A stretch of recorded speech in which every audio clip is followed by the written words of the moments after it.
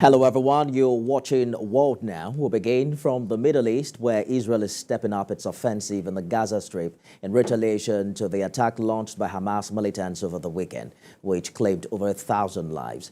As Israel's siege continues, Gaza says its only power station has now run out of fuel, making it difficult for aid supplies to reach areas where they are urgently needed. We have more updates on the war situation in this report. Israel is persisting with airstrikes in the Gaza Strip in retaliation to the attacks of the Palestinian Islamic militant group, which has allegedly claimed at least 1,000 lives. The Israeli army reportedly struck over 200 terror targets overnight on Tuesday, including a weapons depot belonging to Hamas and the facilities of the Palestinian militant group, the Islamic Jihad. Israeli fighter jets have today also struck the Islamic University in the city of Gaza. The country's defense forces say in a statement the intense airstrikes destroyed completely some buildings of the university. Mr. Ahmed Orabi of the university's management team says no one can enter the institution due to the fire, the rocks and rubble scattered on the roads surrounding the university.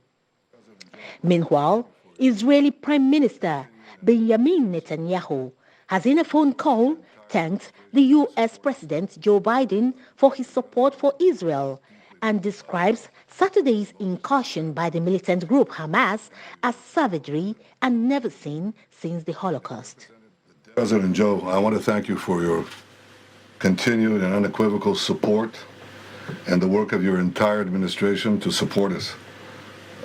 The Israeli people were deeply moved by the emotion that Admiral Kirby showed in his interview yesterday. It was deeply moving, and it represented the depth of commitment that you have, your administration have, and the American people across the board have for Israel.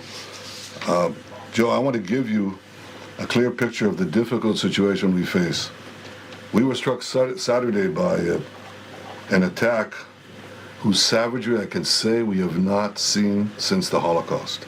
I mean, we had hundreds massacred, families wiped out in their beds in their homes, women brutally raped and murdered, over 100 kidnapped, including children.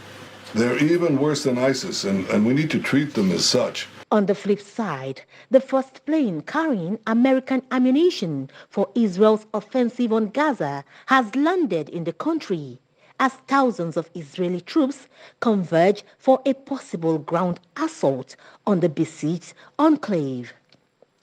The United States has said it will send new supplies of air defenses, munitions, and other security assistance for Israel, its ally, to battle Hamas.